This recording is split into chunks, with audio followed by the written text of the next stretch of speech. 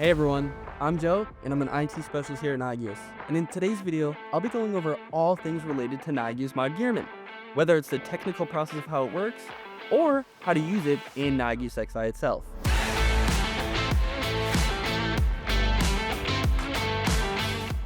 Nagios Mod-Gearman is an easy way of distributing active Nagios checks across your network and increasing Nagios scalability.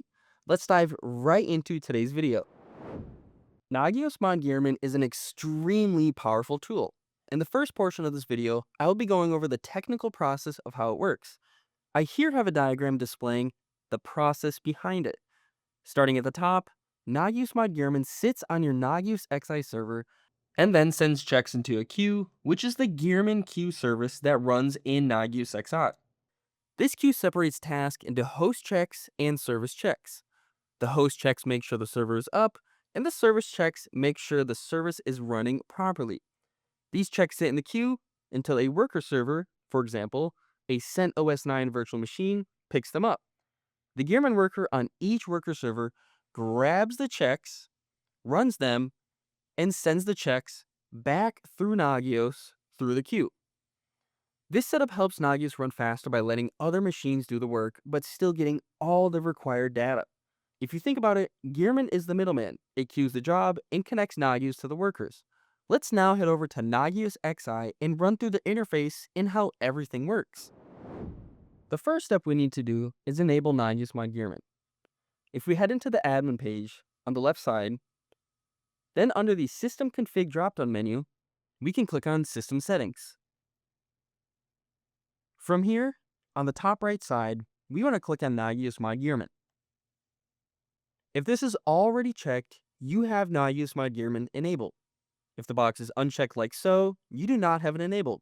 You can simply check the box and then click Update Settings.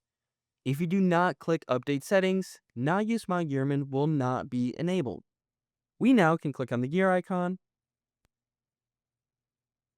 head to the Remote Workers drop-down menu, and we can see three different settings: Status, Configuration Editor, and Manage Workers. Regarding the status, this is how we can tell if there is a worker available for a queue, if there are jobs waiting, and if there are jobs running. Moving down to the Configuration Editor, this section is used to manage your Nagios Mod-Gearman configuration file. Within the Configuration Editor, we have a ton of different settings. In order for Nagios Mod-Gearman to work, we need to turn on one of these four settings, whether it's services, host groups, or service groups.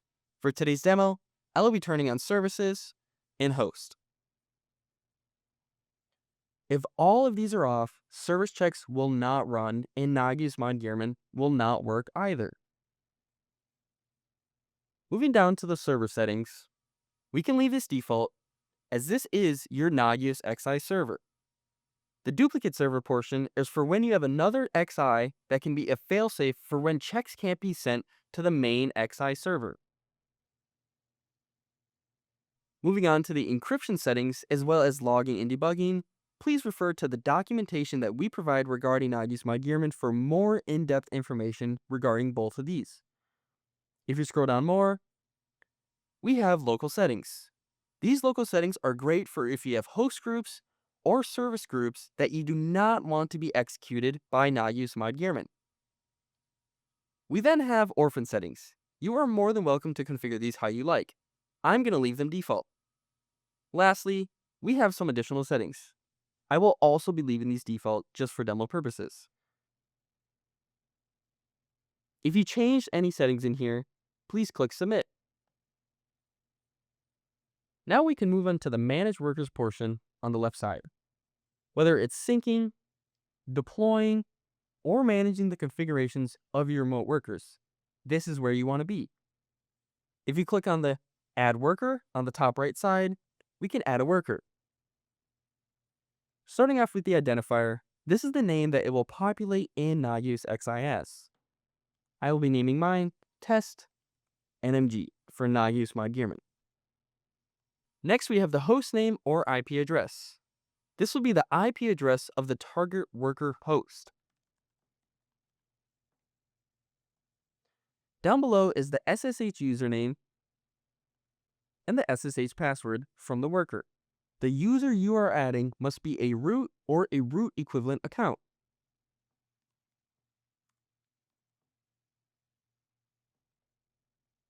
We next have the distribution settings.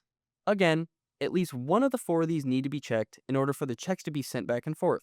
If none of them are checked, the Nagios Mod-Gearman will not work. I will be checking services and host. Down below we have our encryption settings. If you want encryption enabled, then simply make sure the toggle switch is checked. It is enabled by default. If you are using encryption, then we recommend changing the default key. It needs to be the same key you set in the configuration editor settings. We then have the location of the encryption key file, if one is used. Moving on, we have the server settings, which is the address of your Gearman job server, aka the Nagios XI server. Then there's the address of a second Gearman job server. Nagios Mod-Gearman uses the first server available. Next are the logging and debugging configuration settings. If you turn debug on, this will increase the verbosity of the module logging, switching from debug level 0 to debug level 1. The log file is the location where the module logs will be stored. Next, there are a bunch of different advanced settings. I will be leaving these default for demo purposes, but we go over them much more in depth in our documentation guides.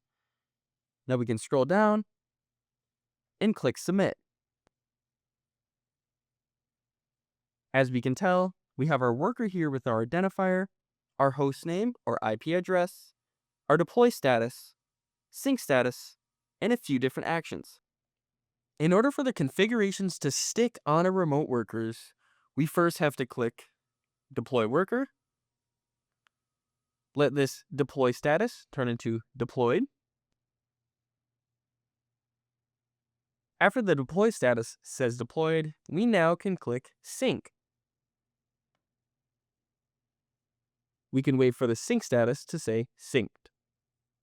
We now can head over to the left side, click on the gear icon, and then under the remote workers drop-down menu, click on status. Here's where we can see the status of our workers once again. Since I just deployed and synced my worker, I have no jobs waiting and no jobs running. An important note to know is for the deploy and sync functions to work, your Nagios XI server will need an inbound network path to the worker server. If this is not possible or desirable, you can choose to install and manage workers manually from the command line. Worker communication for checking queues and sending results is inbound to Nagios XI from the worker. So an inbound path to the worker from XI is not necessary for Nagios Mod-Gearman itself to work. And that's all. I hope everyone is able to learn all about Nagios Mod-Gearman and Nagios XI today. If you have any more questions, feel free to reach out to support.nagios.com. Be sure to leave a like, subscribe, and comment for any more videos you'd like to see regarding Nagios products. As always, thanks for watching and keep on monitoring.